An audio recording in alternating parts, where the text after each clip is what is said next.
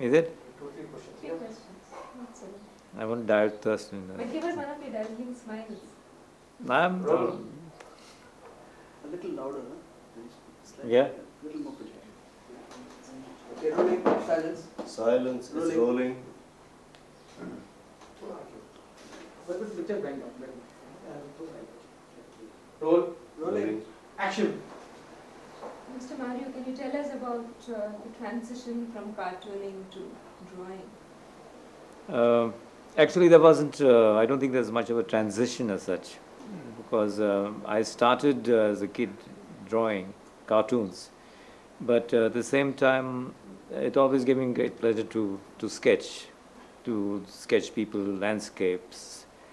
Except that now I've reached maybe a period where I enjoy more of sketching and traveling, seeing new places, people. But as far as possible, sometimes I try to intermingle both cartoons as well as as drawings, and there is a similarity in both. The approach is more or less the same. I use the same techniques, pen and ink and color, and like my cartoons, I tend to crowd a bit of the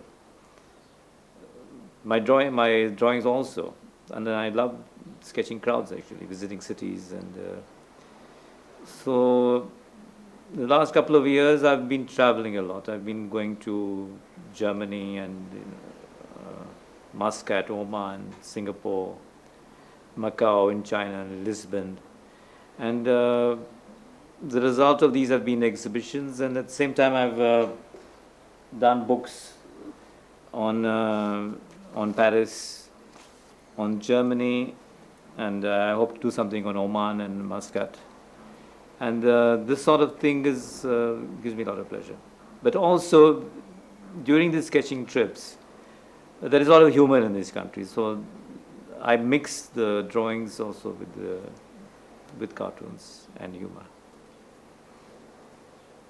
Correct. Throw widely then.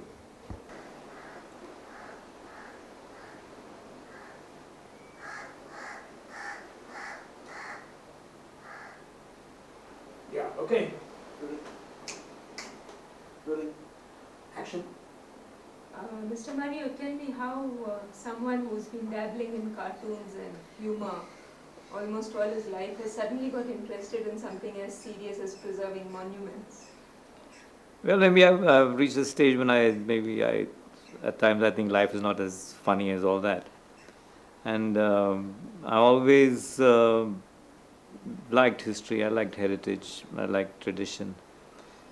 And the fact that I noticed that so much of it was being destroyed, especially the environment, in our country in particular, I became more aware of these problems, besides just humor.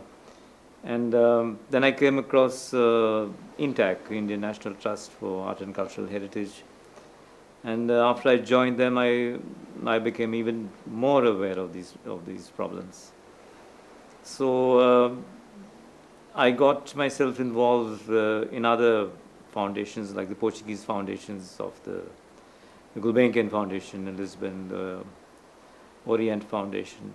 And these are people who got enough funds to help in restoration and in even helping people to keep up their old homes, in preserving forests.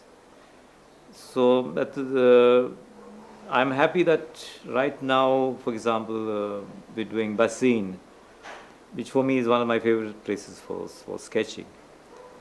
And with the help of the Tourism Board of Maharashtra and the Taj Mahal group of hotels, I think they're going to try and develop that area. And since Basin is full of these Portuguese ruins, I'm trying to convince some of these foundations to be involved in this project. And that does take a lot of time, of my working time. But I've not given up cartooning as such. I still draw cartoons. I keep up my regular regular column for Economic Times and the Afternoon, the Illustrated Weekly of India. That the funny side of my work is still there. But I do spend quite a bit of time doing serious things and doing serious drawings also. I hope maybe someday I'll go into painting, which I have not done as yet, but I hope to. I will try anyway sometime, when there is the time for that. Filmmaking, theatre.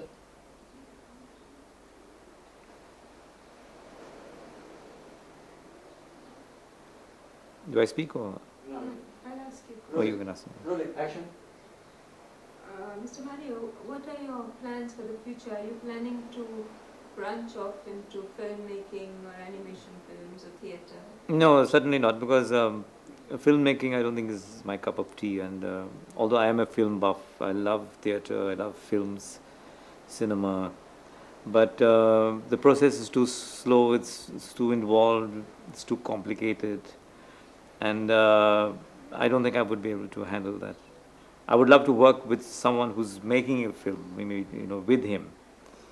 The ideas, of course, are there, but I personally I wouldn't be able to handle it myself. Do you look at your involvement with preservation of these monuments as are you going to take it more seriously? Are you going to spend more time on it? I would like to spend more time as far as ruins, and I somehow always love sketching ruins. Even old people, there's always a challenge. Slums. I think that is a subject which attracts any photographer or any artist.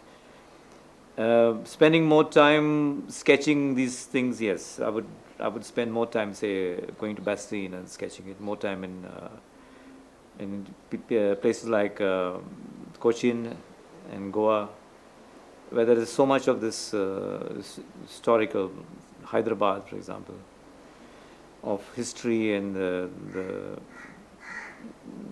heritage, which I like to put it on paper. You did some book with Dom Morris. How was that experience? That was a different experience altogether. It was something on Karnataka. But I also, besides Dom, I've done Goa with Manohar Malgonkar, which I enjoyed very much because that's how I came to know Goa much better, because we traveled a lot. And I hoped to be able to do something on Kerala, which I think is one of the most beautiful spots in India. And after Kerala, I would like to do Assam, which again I think is visually beautiful. I've never been there, but I think it should be nice. When you travel around India or any other country and sketch, you're obviously observing very carefully. So don't you feel like writing also? I have been asked to write. As you said, observing, that's a part of the work. It's become sort of almost a habit of noticing things. And I do observe, I do notice. And I would like to write. I do write sometimes, but again, it's a very slow process for me. It's a very irritating process where it takes hours for me to get one phrase correct. But there are friends of mine, journalists like Behram Contractor, Kushwant Singh, who have encouraged me to write occasionally. I have tried, but it's always is a very minor, a minor part of the job. Is there anything you would like to say about your involvement in Goa? Have you talked about it? Not sure. I think I mentioned in tag, no? About In tag. Okay, that's it. Cut.